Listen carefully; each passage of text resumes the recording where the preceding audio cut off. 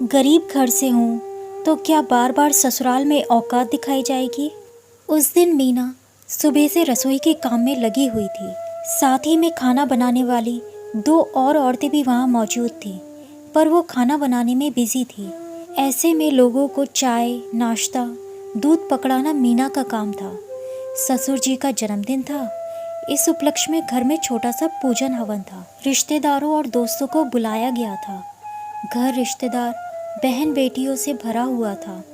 काफ़ी दिनों बाद सब लोग मिल रहे थे, तो सब अपनी अपनी टोलियाँ बनाकर हंसी मजाक कर रहे थे। तभी बाहर सासू माँ ने चाय पहुँचाने के लिए कहा। मीना चाय की ट्रे लेकर सभी रिश्तेदारों को चाय पकड़ा रही थी कि तभी एक झन्नाटेदार थप्पड़ उसके गाल पर आकर लगा। उस जोरदार थप्पड़ के कारण वो ज़मीन पर गिर गई। अचानक हंसी मजाक के माहौल में बिल्कुल शांति छा गई। हर किसी की नज़र उस पर थी। वो ज़मीन पर पड़ी अपने घूमते हुए सिर को एक ही दिशा में लाने की मशक्क़त कर रही थी। जब थोड़ा दिमाग होश में आया तो देखा ये उसके पति थे विनोद, जो गुस्से में उसे घूर रहे थे। मीना के कपड़े भी अस्त व्यस्त हो चुके थे। सिर पर पल्ला लेने वाली इस बहू का पल्ला ज़मीन पर एक तरफ गिरा हुआ था। बालों का जो जूड़ा था वो भी अब बाल बिखर चुके थे। जब उसकी नज़रें ऊपर की तरफ गई तो देखा सासू माँ मुझे गुस्से से घूर रही थी। शायद उनकी इज्जत का फालूदा हो रहा था।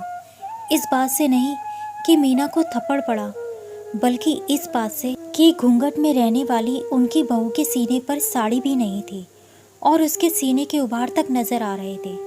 अपने आप को होश में लाते हुए वो धीरे धीरे उठने की कोशिश करने लगी।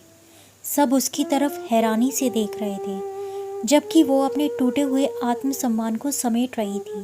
तभी विनोद जोर से चिल्लाते हुए बोले, किससे पूछकर तूने ये सामान खरीदा? धोखा करती है हमारे साथ। इस घर में रहना है तो हमारे हिसाब से रहेगी। मेरी कमाई उड़ाने के लिए नहीं है, वो भी उन भूखे नंगे लोगों पर। बहू है, बहू बनकर रहे। औकात से बाहर निकली तो औकात दिखानी आती है मुझे। मीना ने गौर से देखा तो उसके पति के हाथ में एक छोटा सा पार्सल था। तभी याद आया कि अभी 2 दिन पहले उसने अपनी बहन के लिए ब्रेसलेट ऑनलाइन बुक किया था, वो भी मात्र 150 रुपये का, क्योंकि आज उसका भी जन्मदिन था। तो सोचा कि वो आएगी तो उसे गिफ्ट कर देगी, पर इन लोगों ने तो उन्हें बुलाया भी नहीं। आखिर बहू के मायके वाले जो ठहरे। मीना का मायका एक गरीब परिवार है, जबकि उसका ससुराल उच्च मध्यम वर्गीय परिवार में आता है। बस इसी चीज़ का गुमान है इन लोगों को।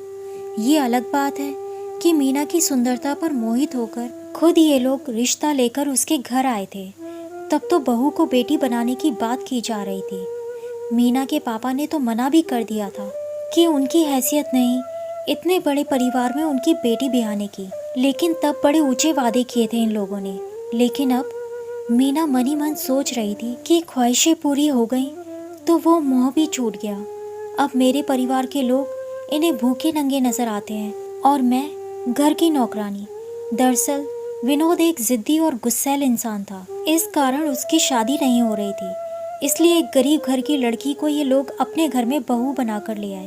पर शादी के बाद से आज तक मेरे मायके वालों को इन लोगों ने कभी किसी प्रोग्राम में नहीं बुलाया। तभी मीना की सासू माँ अपने बेटे की हरकत सही बताते हुए बोली, अब पति बेचारा क्या करे जब पत्नी ही उसकी भावनाओं को ना समझे। अरे जब उसे पसंद नहीं है तो क्यों खरीदती है ऑनलाइन? पैसे कोई पेड़ पर थोड़ी ना उगते हैं। ऊपर से जब रहना इसी घर में है तो क्यों याद करती है अपने मायके वालों को? फिर मीना की तरफ बढ़ते हुए सासू माँ ने उसका हाथ पकड़ा और उसे कमरे में अंदर ले जाते हुए कहा, चल बहू अंदर चल, जाकर पहले कपड़े सही कर, बहुत काम पड़ा है। मीना का मन नफरत से भर उठा। यहाँ स्वाभिमान के टुकड़े टुकड़े हो गए और सासू माँ को काम की पड़ी है, फिर भी कमी उसमें ही निकाल रही है। अपने नालायक बेटे को कुछ नहीं कह रही। इतने सारे रिश्तेदार मौजूद हैं यहाँ, एक के मुंह से भी बोल नहीं फूट रहा। खैर मीना अंदर कमरे में आ गई, या शायद पहुँचा दी गई। पीछे पीछे उसकी ननद भी आ गई। मीना के हाथ मुंह धुलवाकर कपड़े बदलवा दिए। इतने में उसके पति विनोद ने अंदर आते हुए कहा, तुम जैसी औरतें यही डिजर्व करती हैं। आइंदा मुझसे पूछे बगैर कुछ भी किया तो देख लेना, पति हूँ तुम्हारा। याद रखना। यह कहकर वो बाहर चलते बने। पीछे से ननंद ने भी तंज कसा। क्या भाभी, इतनी ऐशो आराम की ज़िंदगी रास नहीं आ रही है क्या आपको? और क्या फालतू का गिफ्ट खरीदना अपनी बहनों के लिए? उन्हें उनकी ज़िंदगी में मस्त रहने दो और आप अपनी ज़िंदगी में मस्त रहो। मीना को सलाह देकर वो उसे अपने साथ बाहर लेकर आ गई। मीना के बाहर आते ही सासू माँ ने उसे काम पर लगा दिया। जा बहू, सबके लिए शरबत बनाकर ले आ। सबसे पहले मीना ने एक फ़ोन कॉल अपने पापा को किया। उसके बाद सबके लिए शरबत बनाया और बाहर सबको पकड़ाया भी। लेकिन वो अपने पति विनोद के पास शरबत देने नहीं गई। यह देखकर सासू माँ ने कहा, क्यों उकसा रही है उसे बेवजह, उसे भी शरबत दे आ। पति से भी भला कोई नाराज़ होता है क्या? मन मारकर शरबत के चक्कर में मीना अपने पति के पास गई। वो अपने दोस्तों से बात करने में मगन था। जब वो ट्रे लेकर उनके पास पहुंचे तो वह अपने दोस्तों को एक बॉक्स दिखा रहे थे और कह रहे थे, ये देखो, मैंने एक नया मोबाइल लिया है अपनी छोटी बहन को गिफ्ट देने के लिए। कैसा लगा? पूरे 20,000 का है। बस वो गिफ्ट देखकर मीना के तन बदन में आग सी लग गई। उसने भी ट्रे एक तरफ रखी और खींचकर एक थप्पड़ विनोद के गाल पर दे मारा। अब सबकी निगाह मीना की तरफ थी, पर वो आत्मविश्वास से भरी हुई थी और बोली, तुम जैसा आदमी यही डिजर्व करता है।